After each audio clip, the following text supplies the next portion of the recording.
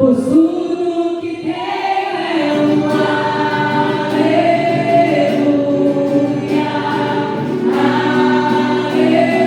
aleluia.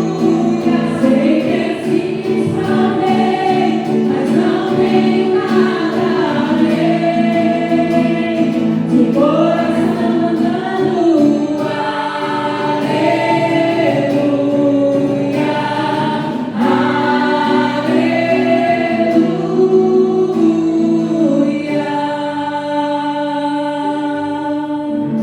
Amém, glória a Deus. Ainda de pé?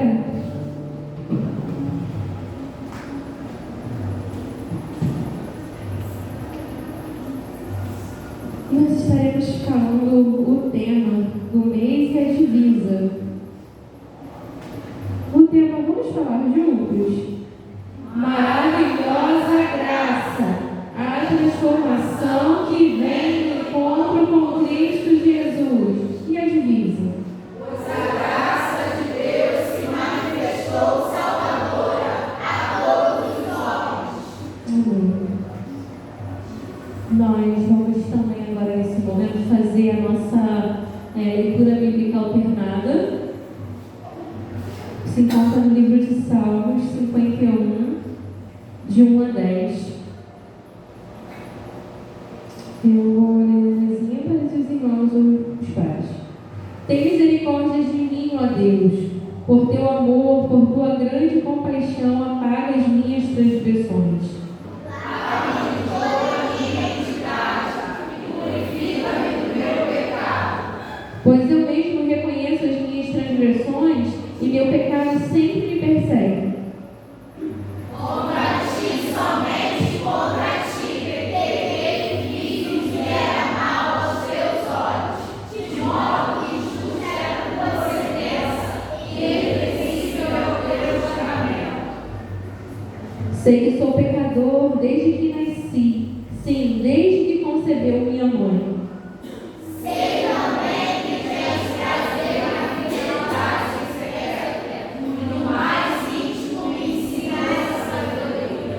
Purifica-me com isopo e ficarei puro. Lava-me e mais branco do que a neve serei. Faz-me ouvir de novo o júbilo e a alegria, e os ossos que acabaste exultarão. Esconde o rosto dos meus pecados e apaga todas as minhas iniquidades. Cria em mim um coração puro, ó Deus, e renova dentro de mim o espírito estável. Amém. Os irmãos podem se assentar. Vamos fazer agora um momento de oração. Peça-me, porém, com fé, sem duvidar, pois aquele que duvida é semelhante à onda do mar, levada e agitada pelo vento. Tiago 1,6. Nós estaremos fazendo agora um momento de oração pelos ministérios da igreja e por conversões. Para esse momento de oração, eu vou pedir a nossa irmã Kátia que esteja orando pelos ministérios da igreja. E por conversões, eu vou pedir a nossa irmã Natália que esteja orando. Bendito Deus eterno, Deus Pai, graças te damos, Jesus, porque estamos na tua casa, o melhor lugar onde podemos estar neste momento, o melhor lugar onde gostaríamos sempre de estar. Nós te louvamos, Jesus querido, por essa rica oportunidade. Pai querido, entregamos nas tuas mãos os ministérios da tua casa, as crianças, jovens, adultos, ó Deus, os terceira idade, Pai, que o Senhor possa estar usando cada filho teu, cada departamento, Deus, como ganhadores de almas para o teu reino. Ó Pai, sustenta os líderes, ó Deus, sustenta o teu povo, Pai, sustenta o departamento de evangelismo, missões, ó Pai, que nós sempre possamos ter a alegria de falar do teu amor, de estivermos, ó Pai. Ajuda-nos, ó Deus, a vivermos uma vida, ó Deus, querendo sempre mais de ti. Para que eu possa olhar para nós e ver a tua presença, ó Pai, não nós mesmos em si. Fica, Deus, com o teu povo, sustenta a tua igreja com sua poderosa mão. Fica com o teu povo, em nome de Jesus. Amém. grandioso Deus, eterno Pai, aqui em tua presença, Senhor, nós estamos em concordância com a tua igreja, Pai. De forma especial, eu quero colocar conversões, Senhor, em tuas mãos. Pai, em nome do Senhor Jesus, ó Pai, aumenta a fome e a sede em nossos corações, Senhor, de falar da tua palavra, Jesus. Vidas, Senhor, estão sendo tragadas, estão aqui no Pai sem conhecer, sem ter um encontro contigo, Jesus. Mas que o Senhor coloque no nosso coração um anseio, Senhor Jesus, de levar a tua palavra, de apresentar dessa água, Senhor, a qual se alguém experimenta nunca mais tem sede, Jesus.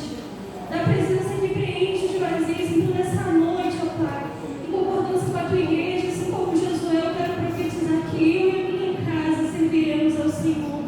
Eu quero profetizar, Senhor Jesus, que nós veremos a nossa família salva, Senhor. Que nós veremos o bairro de Virida passando pelo processo, Senhor Jesus, de salvação, Senhor Jesus. Que vidas serão alcançadas, Pai de amor. Porque nós entendemos que esse mundo, Senhor, não tem mais nada que possa nos oferecer, Senhor Jesus. Que nós sejamos instrumentos, Pai, teus. E que a gente sinta, Senhor, fome e sede de falar da tua palavra. Perdoa os nossos pecados, Senhor. Toma a direção desse culto, Pai de amor, e fale conosco, em nome do Senhor Jesus. Amém. Amém. Os irmãos estão agora com a oportunidade dos dízimos e ofertas. Honre ao Senhor com todos os seus recursos e com os primeiros frutos de todas as suas plantações. Os seus celeiros ficarão plenamente cheios e os seus barris transbordarão de vinho. Os irmãos estão com a oportunidade agora de dízimos e ofertas.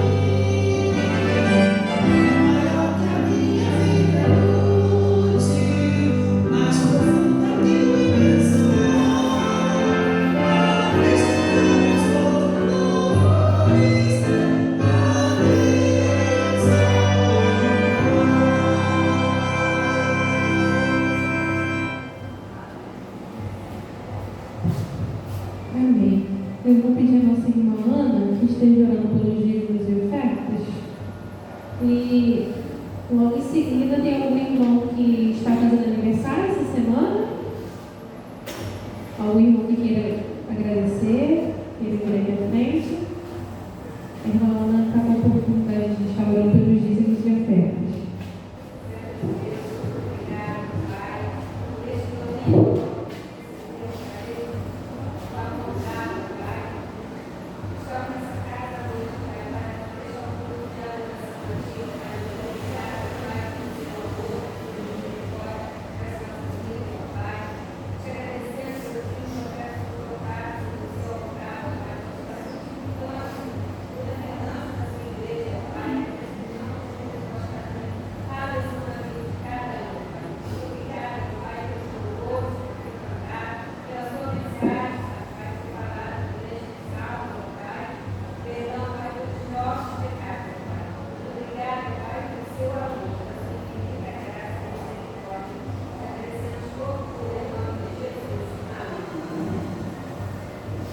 Amém.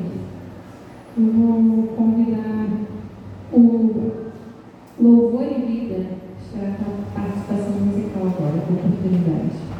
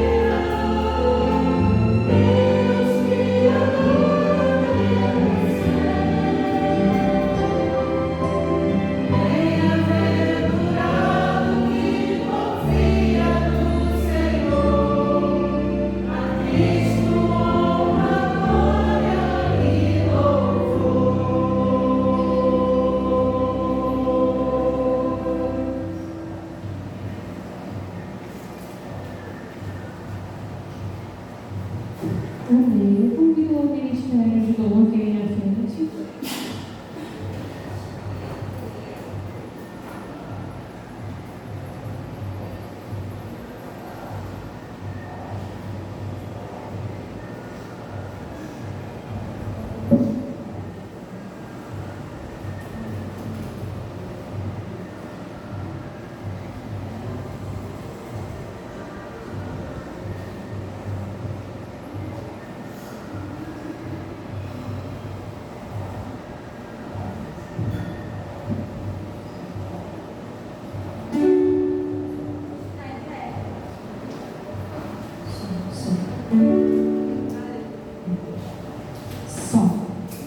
Vamos louvar o Senhor e agradecer por mais um dia.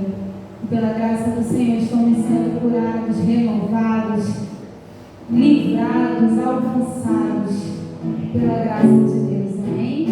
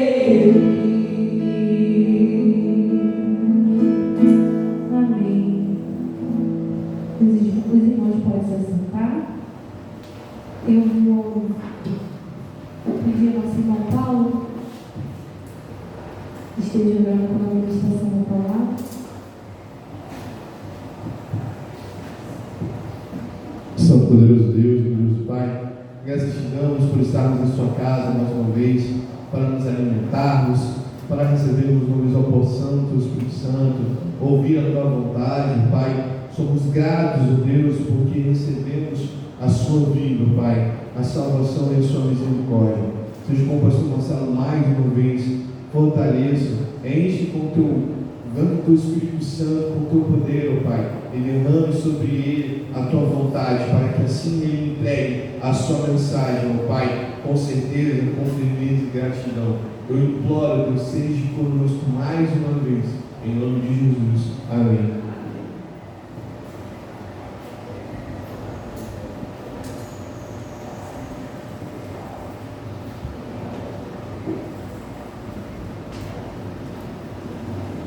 Boa noite, irmãos. Eu peço que abram suas Bíblias, desde já, né? No livro de Tito. Marcelo, por favor. Tito, capítulo 2. Marcelo, eu vou pedir a Marcelo também para projetar, para que todos possam acompanhar a leitura. E hoje, pela carta do apóstolo Paulo, a este livro, Paulo já citei, Tito, nós refletiremos sobre a salvação pela graça, destacando sua natureza, a sua utilidade para a nossa vida, bem como os seus efeitos. Para tanto, vamos fazer essa leitura de Tito, capítulo 2, versos de 11 ao 14.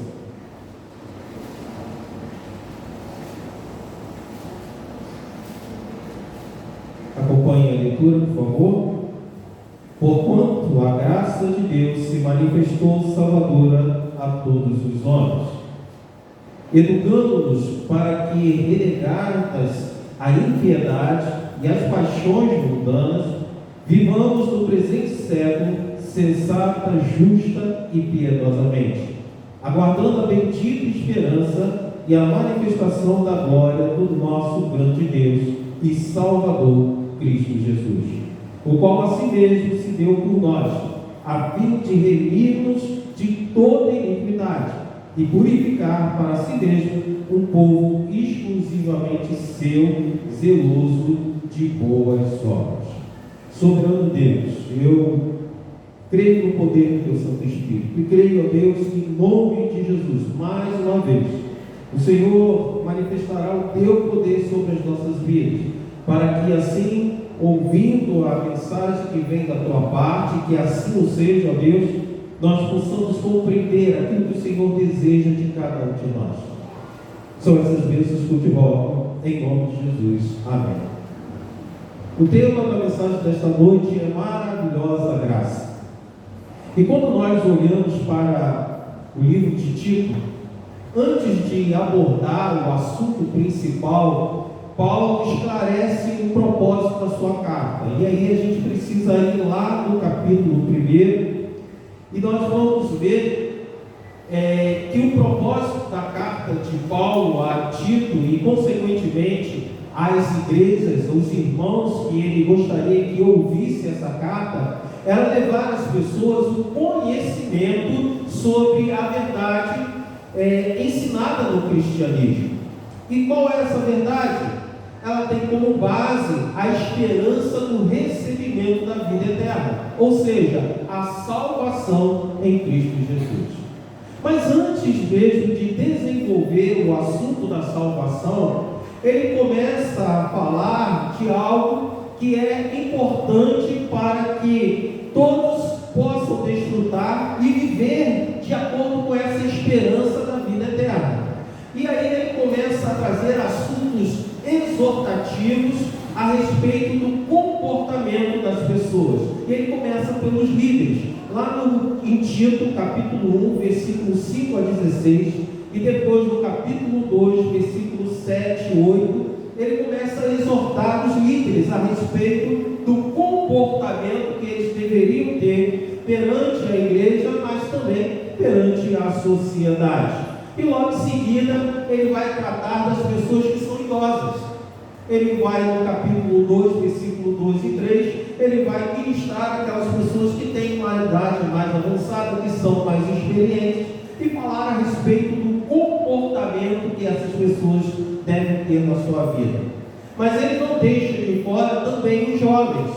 Lá em Tito, capítulo 2, versículo 4 ao 6, ele começa a falar a respeito do comportamento que os jovens devem ter. E não ainda buscando colocar, englobar todas as pessoas que são servas de Deus, que são pessoas convertidas, ele coloca também os escravos, ou seja, os trabalhadores forçados. E aí lá em Tito, capítulo 2, versículo 9 e 10, ele começa a falar qual o comportamento que os empregados devem ter com relação aos seus patrões. Ali está abordando o assunto de escravos, irmãos, trabalhadores forçados, mas a gente pode tirar muita coisa dali, daqueles de nós que somos trabalhadores, seja qualquer tipo de trabalho que venhamos ter. Qual o objetivo de Paulo, irmãos? O objetivo principal é tratar a respeito da salvação pela graça. Mas antes ele fala muito sobre o comportamento. Ele fala de testemunho. Ele fala de uma vida exemplar dos cristãos. Sabe por qual motivo? Porque o bom testemunho, ele deve ser fruto de uma alma salva. Ou seja, o bom testemunho, uma vida comportamental que seja elogiável aos olhos das outras pessoas e, portanto, possa testemunhar ali que Cristo de fato faz parte daquela vida, é o fruto de uma alma que foi liberta, que foi salva, uma pessoa regenerada. E aí, lá em Tito, capítulo 2, versículo 12, ele fala: essa graça nos ensina a abandonarmos a descrença e as paixões mundanas e a vivermos neste mundo uma vida prudente, correta e dedicada a Deus. Esses são os frutos que têm como propósito único, não tem como propósito único de beneficiar aquele que detém essas qualidades. Se você tiver esses comportamentos livre de paixões mundanas, um comportamento de um crente em Cristo Jesus, se você vive uma vida prudente, correta e dedicada a Deus, isso vai trazer benefício para você, mas trará também benefício para outras pessoas, porque o teu comportamento, antes de qualquer ação, antes mesmo de você falar, vai adiante e prega, traz uma mensagem da transformação que Cristo traz na vida daquele qual ele habita, que o Espírito Santo habita. Quantas vezes nós vemos pessoas olhando para o comportamento de alguns que se dizem cristãos e falar: ser cristão desse jeito? Então é o inverso daquilo que Tito exorta. Como crente em Cristo Jesus, nós precisamos abandonar a vida mundana e viver uma vida prudente, correta e dedicada a Deus. E no versículo 10, ele conclui a ideia falando: desse modo, por causa das coisas que eles fizeram, todos falarão bem da doutrina a respeito de Deus, o nosso Salvador. Então o que ele está falando? O bom comportamento, que é fruto da ação da graça de Deus sobre a nossa vida, a manifestação da graça de Deus na nossa vida, vai impedir com que as pessoas falem mal de quem? Os crentes. Falem mal de quem? Do Evangelho, que não tem culpa nenhuma por isso. Falem mal de quem? Da igreja. O bom comportamento ou o bom testemunho impedirá com que as pessoas tenham uma visão negativa da religião. Portanto, dando a oportunidade a todos de serem salvos.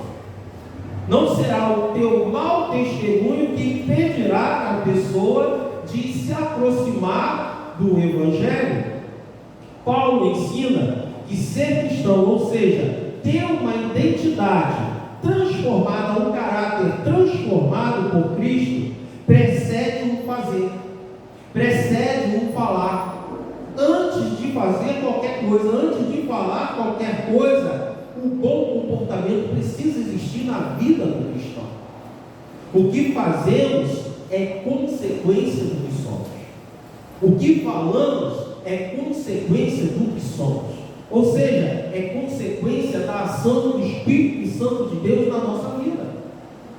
Se você tem uma palavra que é só de ira, de raiva, se você vive xingando, isso demonstra que está te faltando alguma coisa. E essa alguma coisa é a presença do Espírito Santo. Esclarecendo melhor a ideia, o que fazemos na igreja? O que fazemos na escola? O que fazemos no trabalho?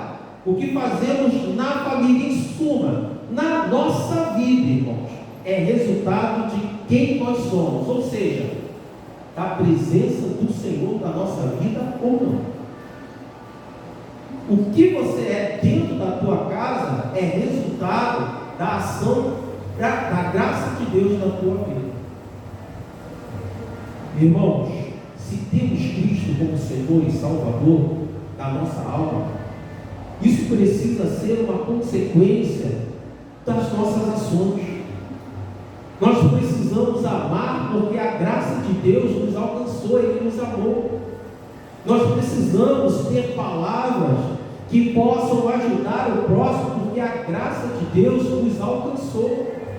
Precisamos servir aos próximos e servir a Deus porque a graça de Deus nos alcançou.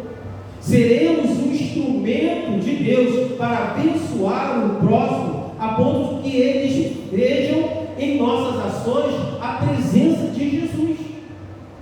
E é isso que Paulo está falando. As pessoas precisam ver a presença de Jesus na vida de vocês através da mudança que a graça de Cristo traz para as suas vidas. Somos salvos, irmãos, e louvado seja o Senhor. E não há mérito nenhum em nós para isso. Apesar de todos os nossos deméritos, e isso é graça, nós somos salvos. Apesar de tudo aquilo que a gente fez de errado, nós somos salvos em Cristo Jesus. Então, queridos, esta graça, ela vai além de conceder a salvação. É isso que Paulo está falando. A graça, ela te traz a salvação, mas ela vai além disso, porque ela nos instrui nas necessárias mudanças que nós precisamos. Por quê? A graça do Senhor nos constrange. Sabe aquele amor, aquele abraço, aquele carinho inesperado? Sabe aquela pessoa que traz uma declaração para você, uma declaração de carinho, de amor, que te deixa assim constrangido, não porque ela está fazendo algo de errado, mas porque você se sente tão abraçado por essa pessoa, que você chega a ficar assim meio que envergonhado com isso? É dessa forma que nós precisamos nos sentir. O amor de Cristo se manifesta constantemente na nossa vida, irmãos. E nós precisamos entender isso e fazer com que isso possa fluir, acontecer através das nossas ações, naquilo que a gente é na sociedade, aquilo que a gente é na igreja, aquilo que a gente é na nossa família. É através da ação do Senhor na nossa vida que trouxe mudanças. Aquilo que a gente era, como a gente respondia, como a gente agia, como a gente resolvia as coisas. A graça e o amor de Deus constrangeu-nos a ponto de nós entendermos o amor do Senhor. E esse amor traz uma certa vergonha. Como eu vou decepcionar uma pessoa que me ama tanto? Como eu vou ter um comportamento que ofende uma pessoa que cuida tanto de mim? Como eu vou desprezar este amor? A graça divina, ela é poderosa em seus efeitos, porque ela alcança o mais perdido dos pecadores. E ela é eficaz exatamente por isso, irmãos. Porque quando se fôssemos nós alcançando alguém, ou falando para alguém, ou tentando resgatar alguém, a gente escolheria as pessoas que seriam merecedoras. E nós não éramos merecedores. Mas ainda assim o Senhor nos amou e trouxe para nós a salvação. Uma salvação que não é somente a ligação com aquilo que vai acontecer no futuro, mas é uma salvação que liberta, que regenera. Ela tem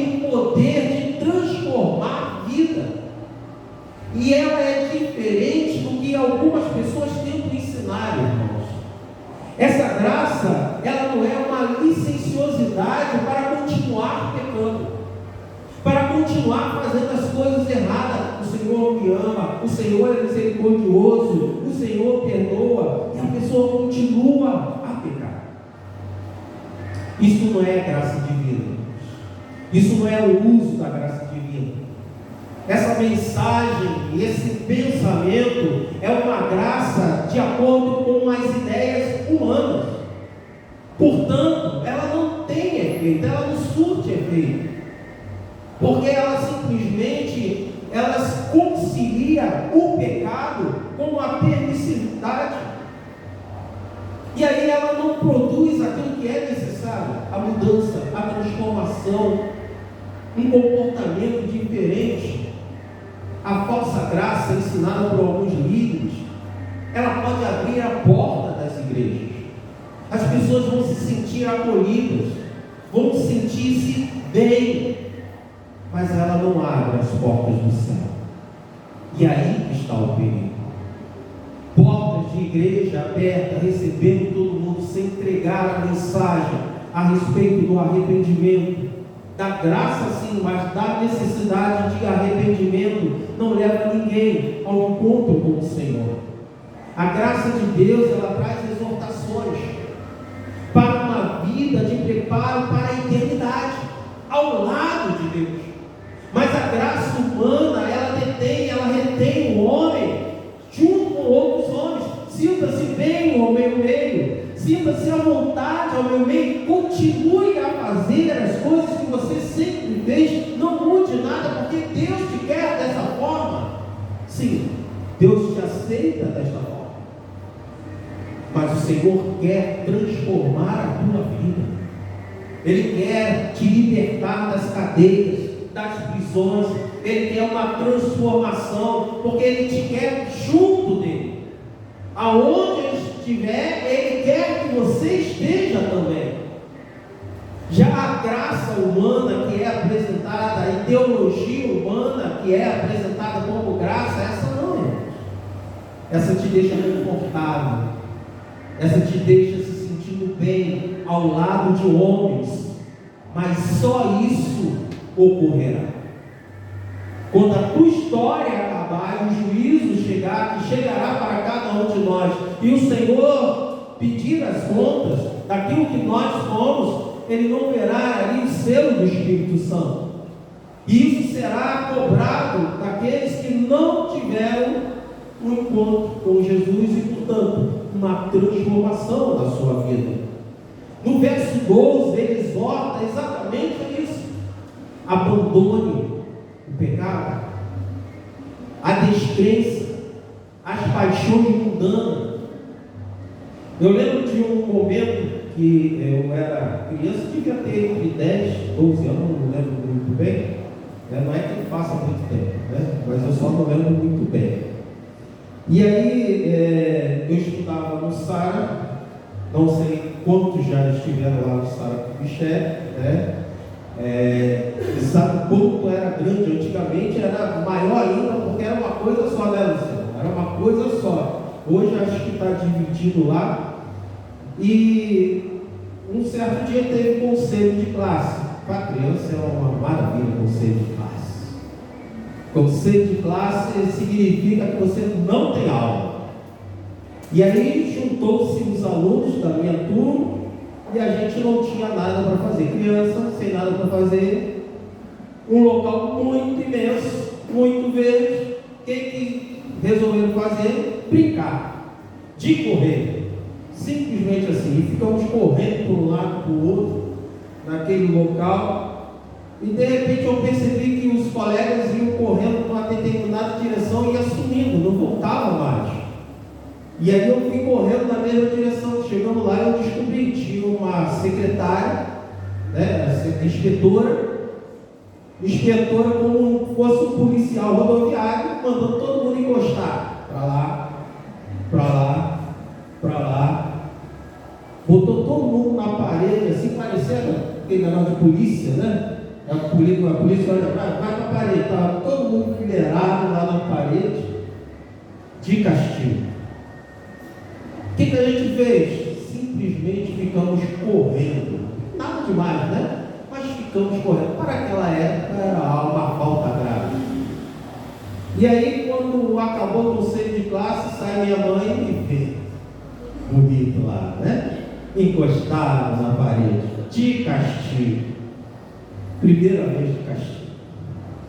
Naquele dia, eu ia receber uma bicicleta. E aí ela falou: teu pai não vai te dar a bicicleta. Nunca fiquei de castigo. Um dia que eu fui ter de castigo, não vou receber a bicicleta. E aí, quando cheguei mais tarde, meu pai me deu a bicicleta. Eu não sei se ele não ficou sabendo. Tem essa possibilidade, de repente a minha mãe não contou a ele. Ou ele não viu falta suficiente naquilo que eu vi, suficientemente grave, e resolveu me dar. A primeira opção, irmãos, ela é tipicamente humana. A não consciência daquilo que as outras pessoas fizeram. Meu pai não estava lá presente, ele não viu. Ele não estava ali, não viu todo o contexto. Ele não convivia 24 horas comigo para ver tudo que eu fazia. Então, diante daquilo que eu era, eu tinha um bom comportamento. Então, o meu bom comportamento apagava, compensava os momentos de mau comportamento. Mas também há uma outra situação que pode ocorrer. Muitas vezes as pessoas, quando elas julgam, principalmente pais, não estou dizendo que foi isso que aconteceu, mas principalmente pais, quando amam muito seus filhos, às vezes são permissivos. Ainda que tenha feito alguma coisa de errado, está tudo bem. Diferentemente do meu pai, irmãos, que não viu quando eu cometi cada um dos meus pecados, sejam esses leves ou graves, Deus estava presente em cada um desses momentos. Em cada um dos momentos que eu fiz alguma coisa de errado, Deus estava ali presente. E vou mais adiante. Ele não estava somente vendo o meu mau comportamento, Ele também estava sabendo que eu estava pensando. E apesar de ser culpado, apesar da minha injustiça constante, apesar de Deus saber exatamente as minhas ações pecaminosas, os meus pensamentos, apesar dele ver que eu era e sou culpado e merecia o castigo eterno, ele escolheu me perdoar. Ele escolheu me resgatar. E isso que é a graça. Entendeu? Isso que é a graça. O que eu merecia? O castigo. O que eu merecia era não receber a bicicleta. O que eu merecia era não receber a salvação. Mas ainda assim, Ele escolheu me conceder. E não somente isso. Pela graça Ele me salvou, mas pela graça Ele me libertou. Pela graça Ele me regenerou. Porque a graça de Deus é um processo completo e constante na nossa vida. Esta se torna a nova realidade do salvo. Uma pessoa diferente, com comportamento diferente, em que Cristo Jesus faz dele uma nova criatura, que ama o que Deus ama, mas que detesta aquilo que Deus detesta. As coisas que estão diante dos olhos do Senhor, o Senhor vê como algo positivo, Ele quer isso para a vida dele. Mas as coisas que Deus não se agrada, Ele quer estar longe dessas coisas. Porém, infelizmente, ainda vemos pessoas abusando desta maravilhosa graça, permanecendo numa busca incessante pelo pecado, procurando o pecado, tendo prazer no pecado, dando mau testemunho a ele. A graça não é para isso, irmãos, porque a graça motiva a busca pela santificação. A graça nos salva da condenação eterna, mas também nos motiva a sermos mais semelhantes a Cristo, nos motiva a sermos mais igual a Cristo, nos ensina e nos incentiva a renunciar às paixões mundanas. É isso que a graça produz na nossa vida. A graça nos faz colocar como objetivo buscar as coisas que são agradáveis aos olhos de Deus. Portanto, a graça de Deus gera em mim o desejo de ter um comportamento que Deus me veja como uma pessoa elogiável aos olhos dele. Eu sei que nessa busca eu irei falhar em alguns momentos, mas a graça do Senhor atuará na minha vida, porque eu estou buscando fazer aquilo que é a vontade de Deus. Eu não estou no sentido inverso. Eu não estou buscando o pecado. Eu não tenho prazer no pecado. O que Paulo está falando, irmãos, é que o efeito da graça que nos concedeu a salvação nos impulsiona a viver uma vida que seja correta, que seja dedicada a Deus. E para isso, irmãos, quando nós fazemos aquilo que não está alinhado com a vontade de Deus, nós nos sentimos envergonhados, constrangidos, há um incômodo, porque a gente quer viver em constante amizade com o Senhor. Nós queremos viver sempre perto do Senhor. Quando o cristão ignora ou não se incomoda com o mau comportamento, tem algo de muito errado na vida dele. Porque os seus atos pecaminosos, que se tornam constantes, faz dele um enfermo espiritual, a tal ponto de que ele não consegue se controlar. O mal contamina, domina e faz com que os seus atos normais sejam sempre de pecado. Pessoas assim não conseguem se libertar dos seus hábitos pecaminosos. Ela até busca, mas ela não consegue. Há pessoas que recebem a seguinte orientação médica, e provavelmente você já escutou isso: você abandona o teu vício, senão você vai morrer. Já escutou? Pessoas que receberam isso: abandona o teu vício, senão você não vai durar muito. A pessoa não abandona o vício, continua no vício, sofre, padece e vai até o fim com aquele vício. Ela continua cativa ao vício. Ela se torna um prisioneiro daquele vício. Ela prefere agonizar até a morte, mas não abandona o vício. A pessoa que recebeu o dom da salvação, ela não se contenta com esta realidade, irmãos. A pessoa que recebeu o dom da salvação, ela tem anseio por ser liberta em cada coisa da sua vida, em cada área da sua vida. Se tem alguma área que ainda está cativa, ela luta por isso, ela ora por isso, ela busca a presença do Senhor para isso. O seu motivo de constante preocupação é o quanto há áreas da vida dela que ainda ela está como prisioneira de Satanás, porque ela não admite isso. E o que é isso, irmãos? É a ação de Deus na nossa vida. No versículo 13, ele revela que a graça, ela nos enche também de esperança. Um relato citado pelo pastor Hernandes, que os irmãos já estudaram isso na escola bíblica dominical, eu coloquei lá essa ilustração. Ele conta que uma pessoa que estava enferma, ele já estava partindo para a glória, foi perguntado pelo seu pastor: irmão, você está preparado para morrer?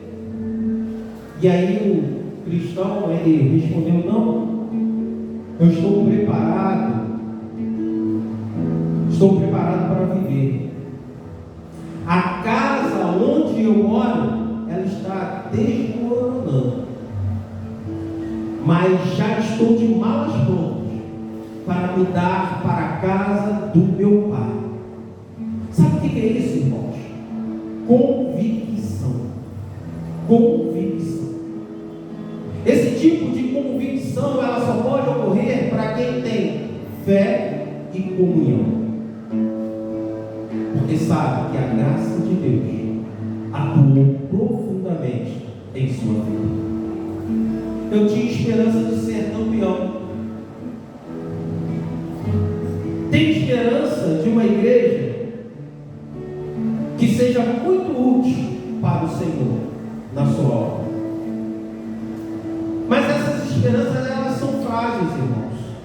Sabe por quê? Porque depende, da carne. Depende de homens. Mas a esperança que Deus dá, ela é poderosa. Ninguém pode te roubar isso. As pessoas podem dizer para você: olha, chegou o fim, você não vai conseguir. Mas você confia no poder de Deus. Você confia na ação do Senhor. Você confia na misericórdia do Senhor. Você confia que a graça de Deus te alcançou. E você sabe que ela traz resultado para a tua vida. E você sabe que tudo aquilo que você tem esperança não está em tuas mãos, mas nas mãos de Deus. Porque a salvação é pela graça. A salvação é pela graça. Não depende de você. Está com Deus. E ela faz, Deus faz com que isso se torne convicção na nossa vida. Eu sei que o meu Redentor vive, irmãos. Você crê que o teu Redentor vive? Mas também precisamos crer que Ele é poderoso para nos conduzir até onde Ele está. Precisamos acreditar que Ele é poderoso para nos libertar, para nos regenerar, nos tornando mais semelhante a Cristo Jesus. A única coisa que cabe a cada um de nós é confiar nesse Senhor e nele descansar. A graça abre os nossos olhos para entender que o sofrimento desta vida que aqui vivemos não pode ser comparado com a glória que nos será revelada no futuro. Romanos 8:18. Essa esperança, ela anima. É aquilo que aquele homem que estava no final da vida estava passando. Quando as pessoas chegaram até ele e pensavam: ele está triste, está desanimado, que ele vai partir. Eu não estou triste não. Estou triste não. Porque eu sei que o que está me esperando é melhor, muito melhor, infinitamente melhor do que aquilo que está neste mundo. Eu sei que o que me espera é muito maior do que tudo que eu pudesse imaginar para a minha vida ou na vida que me espera. Porque Deus tem preparado o melhor para mim. Essa esperança anima o crente, porque faz com que, pela fé que ele tem em Jesus, a sua visão seja diferenciada, seja uma visão como de uma águia. Esse Filho de Deus está em condições de enxergar tudo do alto, irmãos. Ele está em condições de ver e enxergar os perigos que estão lá embaixo. Mas ele também enxerga as oportunidades que Deus vai concedendo para a vida dele, porque ele tem um ponto privilegiado de enxergar todas as coisas. Ele não enxerga pelos olhos da carne, mas por olhos espirituais. Uma águia, ela pode até ser criada em um galinheiro, mas a sua natureza revelará que ela é diferente das demais aves com as quais ela convive. Quando perceber os céus, quando ela vê aquele céu azul, ela voará majestosa, porque Deus a criou para voar. Deus a fez para aquilo. Faz parte dela. O que eu quero dizer com isso, meu querido? Não importa a sua origem, não importa a sua história, não importa quem te educou, como te educou,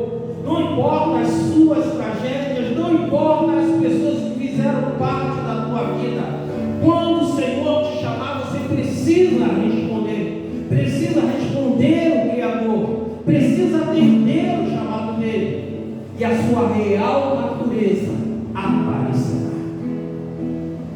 E você desejará o céu, porque você sabe que foi criado para lá. Você foi criado não para o inferno.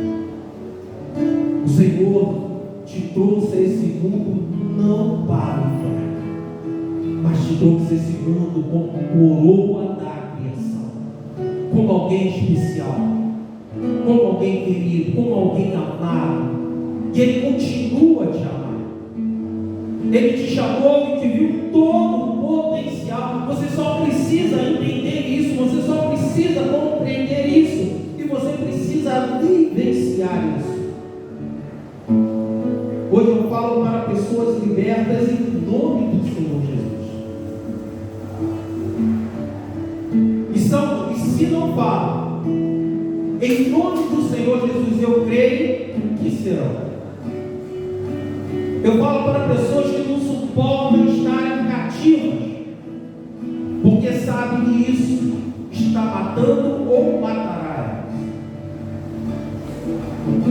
Então seja vigilante, seja sincero, não aceite aquilo que venha da mão do inimigo da tua alma, daquele que tenta te manter cativo, daquele que tenta te manter prisioneiro, daquele que tenta te manter por baixo. Não aceite nada que não venha da parte de Deus para a tua vida. Não aceite palavras nem conselhos que não venham da parte do Senhor para a tua vida. E se você assim se comportar, você viverá em poder e autoridade.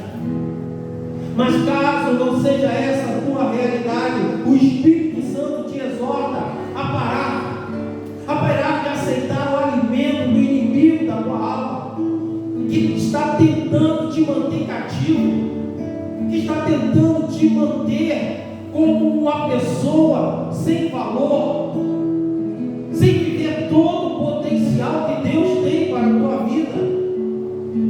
Ele se torna um carcereiro chamado Satanás, que não quer que você voe, que não quer que você se aproxime de Deus, porque ele sabe que enquanto você estiver nessa condição, ele terá toda a autoridade sobre a tua vida.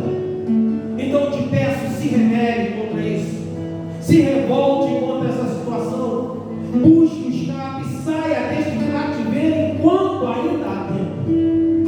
Mude a tua realidade, meu querido. O inimigo da tua alma tenta te convencer que você não tem perfil de águia, você é galinha,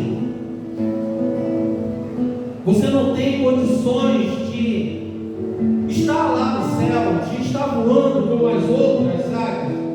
E se elas estão lá, um dia elas vão cair. Ou seja, ela fala, o inimigo da tua alma fala para você: olha, não adianta ser crente não, isso é besteira, mas cedo ou mais tarde eles vão se decepcionar, mais cedo ou mais tarde eles vão cair, mais cedo ou mais tarde eles vão falhar. Não olhe para essas coisas, não dê ouvido a essas palavras. Acredite naquilo que o Senhor, que o Espírito Santo está ministrando ao teu coração. Acredite que o Senhor tem algo preparado para você e Ele quer te conduzir à vida eterna, e Ele não vai te abandonar se você continuar confiando nele. Então hoje, amanhã, enquanto aqui estivermos, nós precisamos fazer uma escolha, irmãos. E essa escolha é vivermos o efeito da graça salvadora em Cristo Jesus na nossa vida. Quem você quer ser na tua vida? O que você deseja para a sua vida, para o teu futuro? Vitória ou derrota? Honra ou humilhação? Liberdade ou cativeiro? Poder ou submissão? Se a sua escolha é Cristo, então durante este louvor você se levantará e entoará com entusiasmo, declarando a sua fé e entregando a sua vida ao Senhor. Então, desde já, comece a orar a Cristo Jesus. E comece a entregar o teu coração, a tua vida ao Senhor.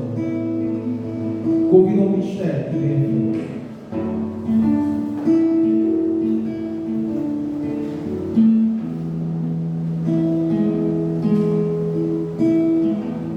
A graça de Cristo nos salvou. Mas a graça de Cristo nos impulsiona a fazer escolha de mudança de vida, de viver uma vida diferente. E que nesta noite você possa tomar esta decisão e entregar o teu coração ao Senhor Jesus.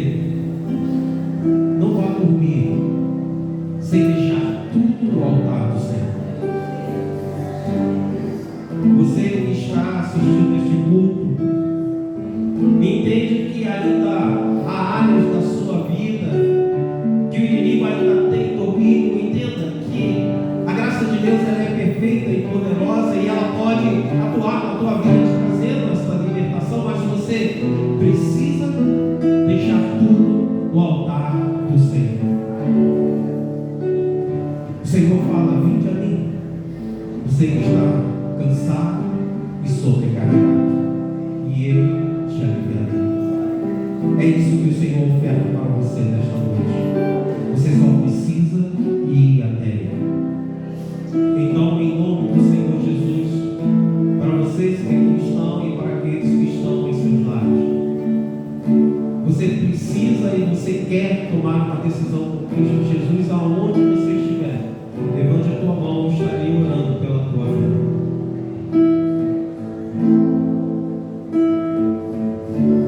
Amado Deus, coloca o teu povo diante de ti, assim como é minha própria vida, Pai, dividindo perdão e misericórdia. Aquilo que nós não temos enxergado como perigoso, como nocivo, a nossa vida espiritual, em nome do Senhor Jesus, ó Deus, que o Senhor traga, amplie a nossa visão, para que venhamos conseguir enxergar aquilo que está sendo desagradável no nosso comportamento, aquilo que tem atrapalhado a nossa comunhão contigo. Em nome de Jesus, Pai, eu te peço que o Senhor alcance os corações que colocaram-se diante do Senhor, que o Senhor traga a libertação, que o Senhor leve essas pessoas à regeneração. Em nome do Senhor Jesus, ó Pai, que o Senhor traga salvação para esses lares, que o Senhor esteja atuando nessas vidas e que elas possam viver uma vida de abundância, ó Deus, da tua presença na vida delas. Pai, chega de cativeiro. Há pessoas, ó Deus, que nesse instante estão pedindo forças para não permanecer mais neste vício. No nome do Senhor Jesus, ó Deus, que o Senhor liberte essas pessoas. Há pessoas, ó Deus, que estão pensando em como mudar o seu comportamento, Pai. Dê a visão a elas que somente se entregando ao Senhor e reconhecendo a Ti como o Senhor e Salvador, Jesus como o Senhor e Salvador na vida delas, que esta realidade ocorrerá em suas vidas. Enquanto o teu povo, Pai, eu te peço, leve cada um para os seus lares, debaixo da tua paz e da tua presença, que todos os teus servos possam testemunhar que de fato serve ao Senhor durante toda essa semana, e que o amor de Deus Pai, a graça salvadora do Senhor Jesus e as consolações do Espírito Santo de Deus sejam com a igreja